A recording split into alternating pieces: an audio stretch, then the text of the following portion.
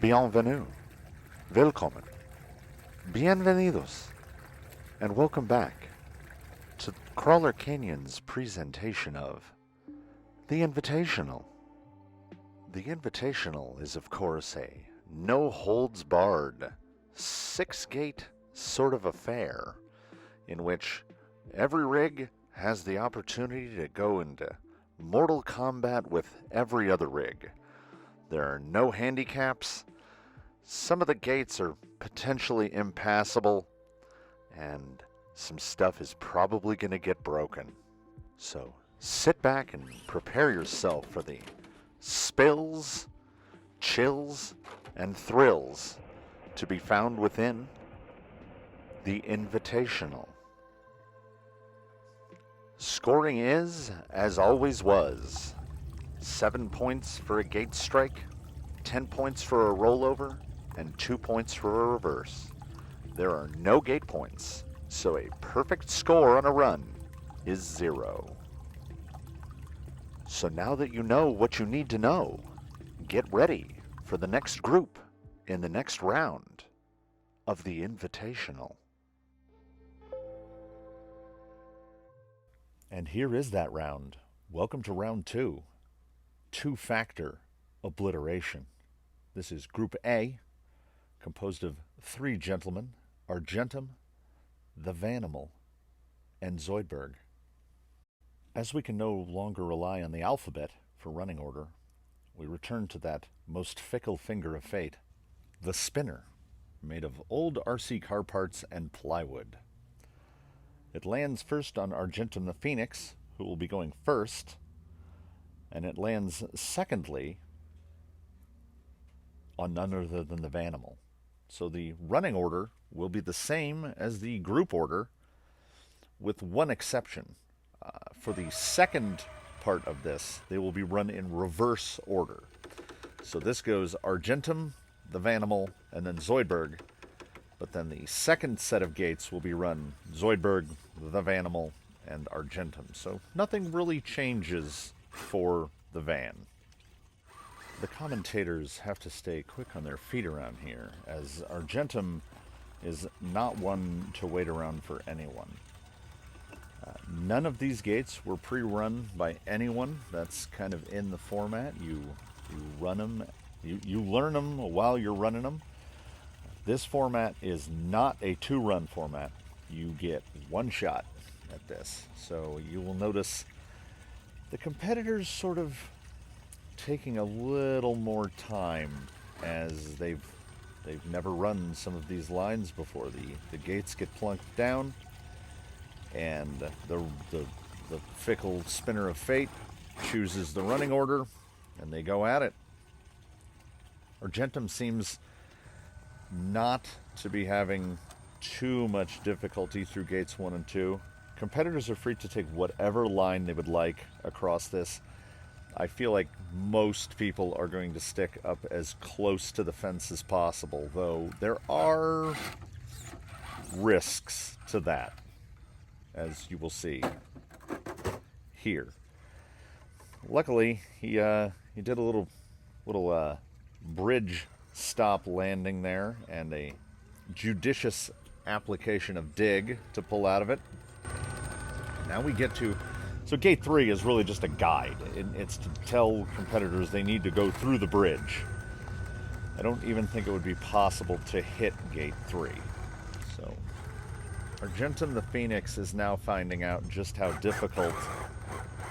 I mean, the dirt is hard-packed, but if you put any kind of real twist on it, it's not so hard-packed anymore.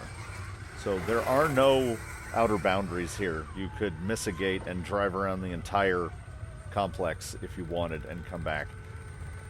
There's no time limits set on the competitors. It's run your 6 gates, keep your score as low as possible.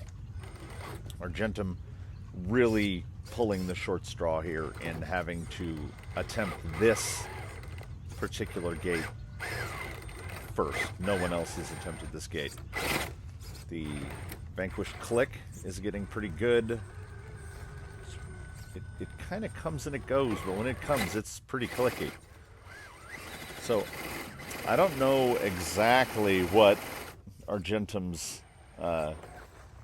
gameplay was here. I don't know if he is genuinely trying to propel himself over, or if this was more a, I'm going to hammer this line to death because I'm the first of 16 to have to run it. So I'm going to get these tusks just into the ground.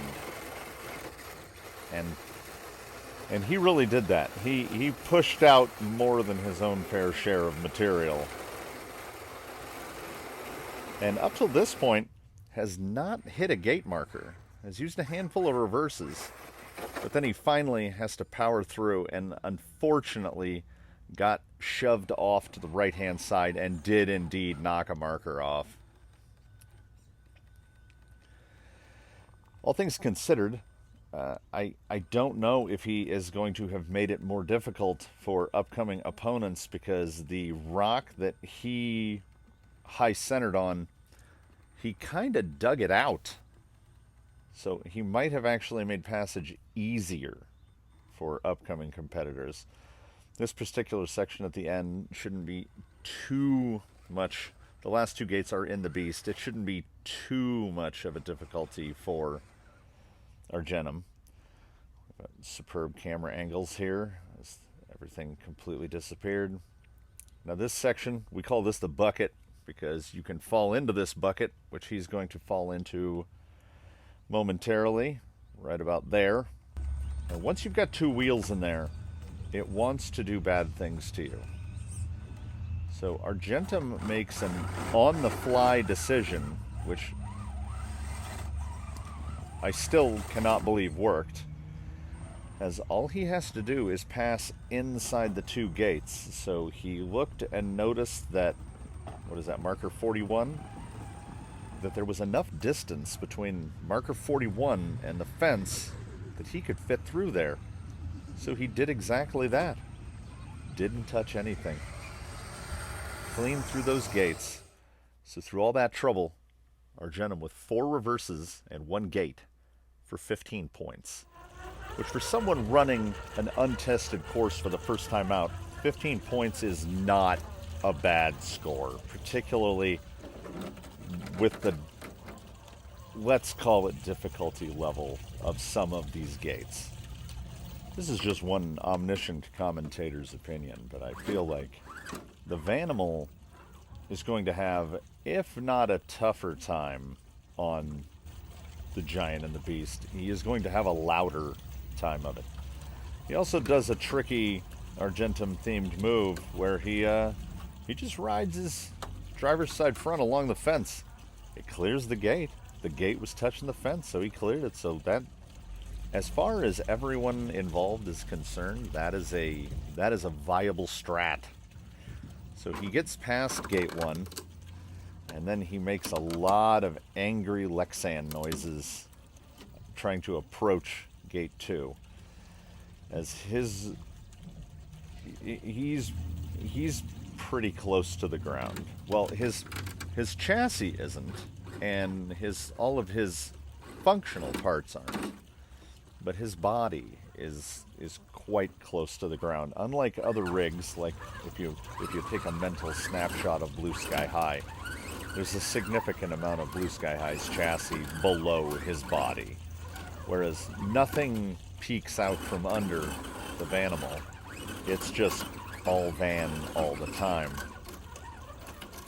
He's pretty badly high-centered here, but the gate spacing is placement and spacing is pretty wide. These are 15-inch gates. Generally, the way these things work is as the competition continues on, the gates are going to get tighter as the field gets whittled down. So the Vanimal opting for pretty much the same line, but he's got his booty in a bad place here. And unlike the Phoenix's feat of anger, ooh, that was an iffy moment there. It appeared that his dig out was actually functional. He was getting forward movement, just not a lot. Executes not a perfect Phoenix dive maneuver, but a passable one. He, however, is not equipped with dig, so he's gonna have to 3-point this one. Pop a reverse in right there, and not too quickly there, Vanimal. You do not want to roll into the trench, as that bridge does indeed serve a purpose. It's a good 2 feet down there below the bridge.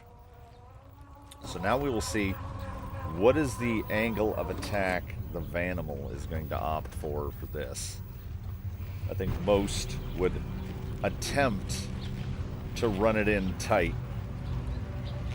But see, there's just a lot of push. He's just got a lot of nose slide. I think he's already abandoned that idea, and he's gonna, once again, take a page out of Argentum's book, swing it around wide, and approach it from the right-hand side, which, again, as an omniscient commentator, I think is a pretty good idea.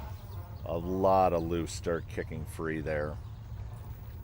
He's probably going to have to pull a reverse here because he's looking pretty wide. And I guess I'm semi-omniscient because he did not. Now what he has done is hung some Lexan, and he's got to give himself a little scooch to get off of it. You'll notice there are no body posts sticking out of the body anymore because there are no pins on him. The body is retained currently with just Velcro. Someone was too lazy to put in pins. So now his body is all catawampus. And I don't know if it helps him or harms him in this condition, because now his body's sitting a little higher. Well, quite a bit higher. I would say 6 to 7 millimeters higher. There was a little cutaway there. If you blinked, you missed it. When he was stuck, he had a tiny little rollback, and he touched the gate. He touched the right-hand gate 5 marker. So he's going to swing around. You can really see how high the body's sitting now. That is way up there. So we will see if he can use it to his advantage. How is he going to manage the bucket?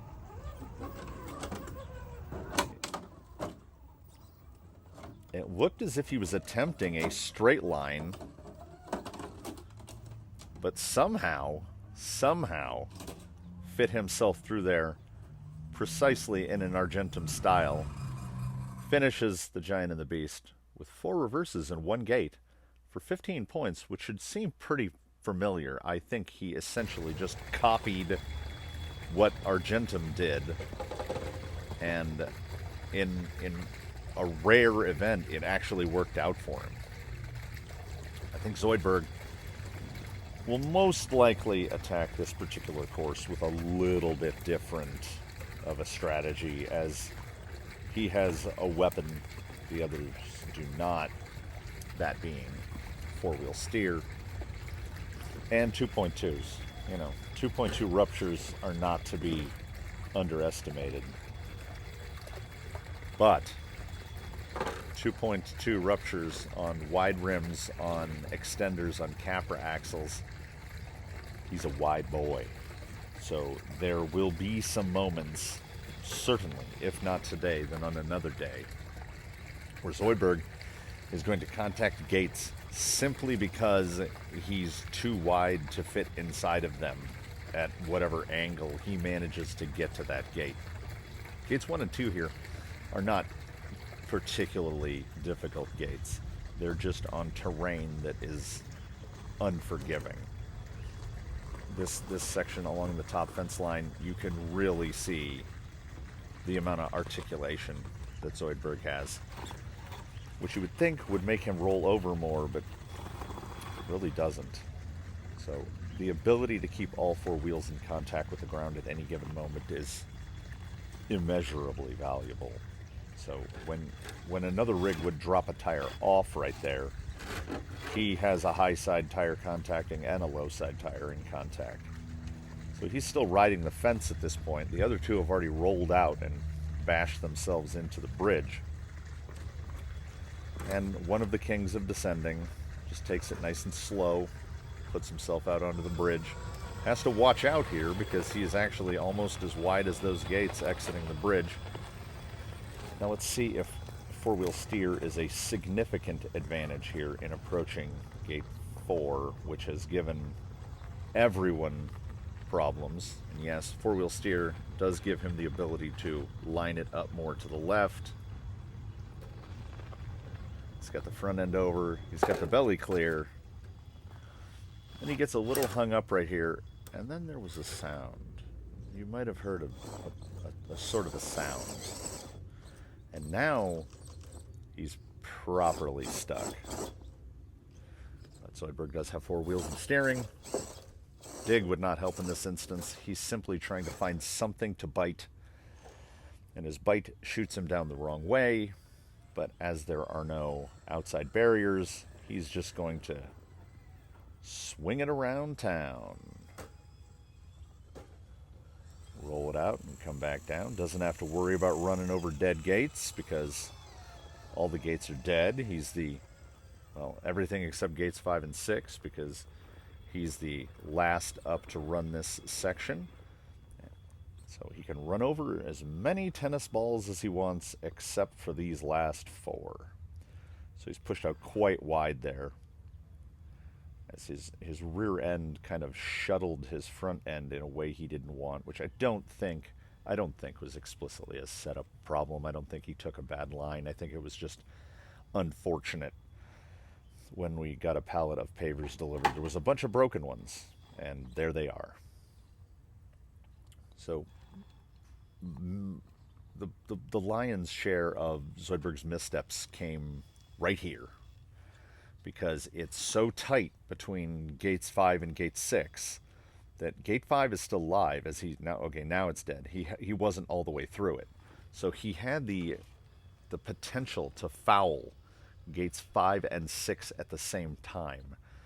So he ended up having to pop a reverse in right there, and I don't think anyone else had to use a reverse on that particular part. So we'll see how he approaches the bucket, the last gate for Group A, Part 1. A lot of articulation in effect there. He's just opting for a straight line because he has the wheelbase of a short course truck, and he goes through it with absolutely no issue. So if you were paying close attention there, Zoidberg used 3 reverses for 6 points. But there was indeed a casualty. That pop noise was the lower link tearing off. So he was given some time to repair, as he would be the first rig to face the obstacle provisionally known as Undertaker, which is from a 2013 album by the Upbeats. So the Upbeats have gotten on here. The Upbeats are one of my favorite bands in the world. So this is Undertaker for now, and it sort of organically came about its name, as this approach angle seems to be impossible. When he did get clear, he had already rolled over the outside marker. So even with the gate being dead, and he has now cleared the dead gate, he's not in the clear yet. He did knock over the flag at least. There's really no way to approach that and have it line you up in a good way for gate 2. And then the transitional period between gate 2 and gate 3 is sort of how the obstacle earned its name, because it will take you down. As Zoidberg is going to show here, and as I've mentioned, these are ruptures, but at the same time, Zoidberg's CG must be acceptably low, as on this side hill at some 40 degrees or so, he doesn't roll. Even in a 4-wheel steer configuration, he literally just slides off. Luckily, he bounced off the rocks on the way down, landed on his wheels. Quite luckily, rolled off again, onto his wheels. And if you land on your wheels, it's not a rollover. So Zoidberg is learning what it's like to be first out. Had to use a reverse there to prevent a rollover, because with his shape, if he rolls it sort of oblique, he can come back onto his wheels. But if he rolls it straight over the back, it's turtle mode, and he will end up upside down. So yeah, like, it's almost impossible for Zoidberg to roll and land on his side, so he can't cyclone out of a rollover. So now he's got to watch out here. Again, the low marker is helping him, but that high marker was right where his wheels wanted to go. Manages to squeeze himself through there. There's the other portion of Undertaking, where it's very difficult to modulate your speed on this descent. They're essentially just falling. Now he's stuffed the nose in, and with one wheel under the rock, he's trying to climb up around, but the rear wheels still catch that marker. And as he had essentially fallen into that position, there was really nothing he could do about it. Moving here into gate 5, which is quite narrow, and he just brushes it. There were some moments of very minor errors, that being one of them. Zoidberg could easily have put fewer points on the board for this run. Took that line too low and had to use a reverse there. It's either mental errors or we chalk it up to first time on an unrun course.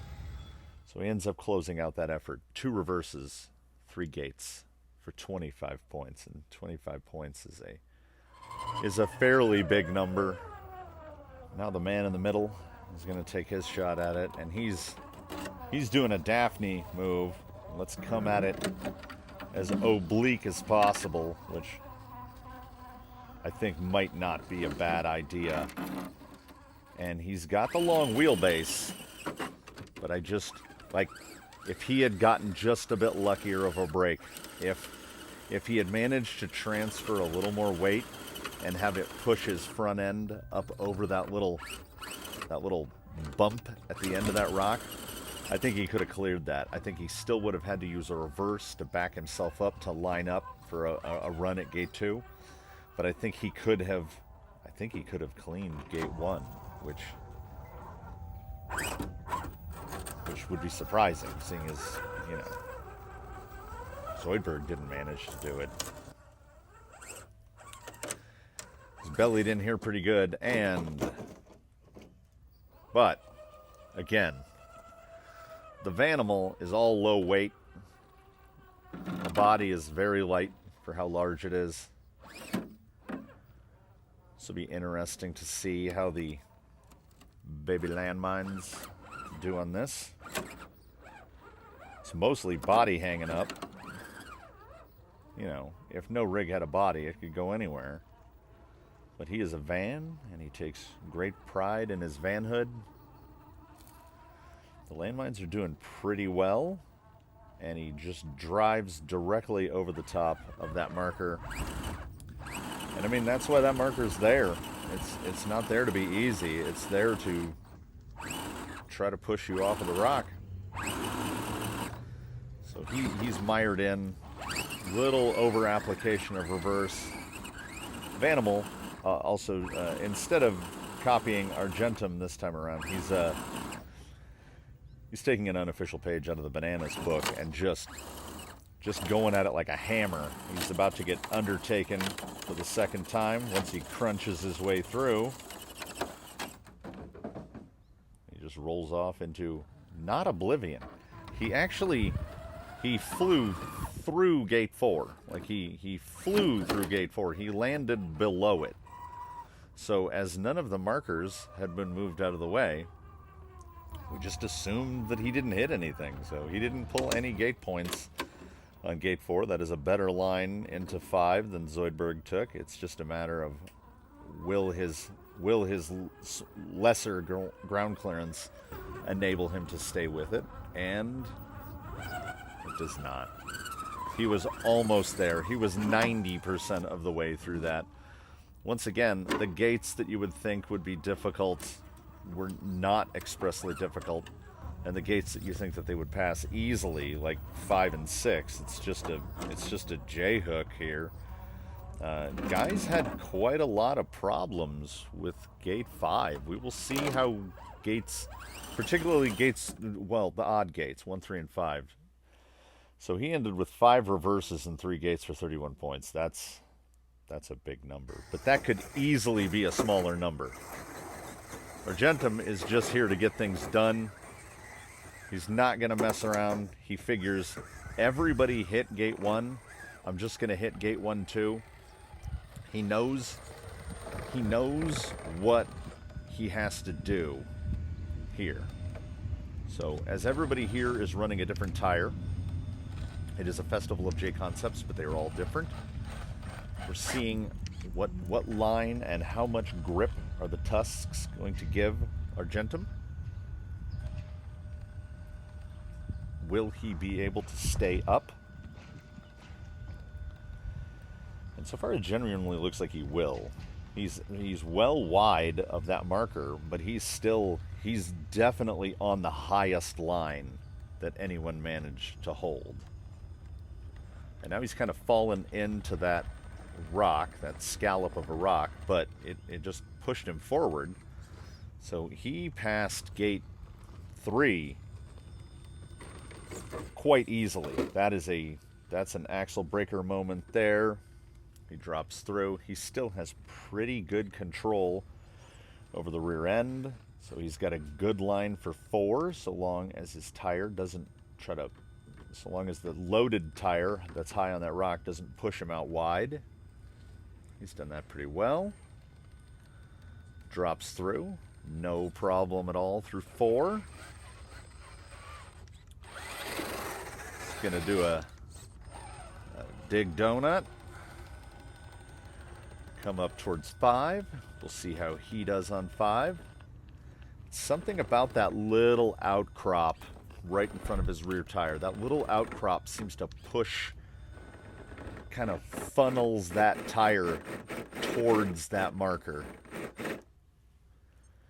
He's trying to use some dig, but it's almost as if there's too much traction. There's too much traction to go around. All right, he's got a little change in placement there, but can he push it back?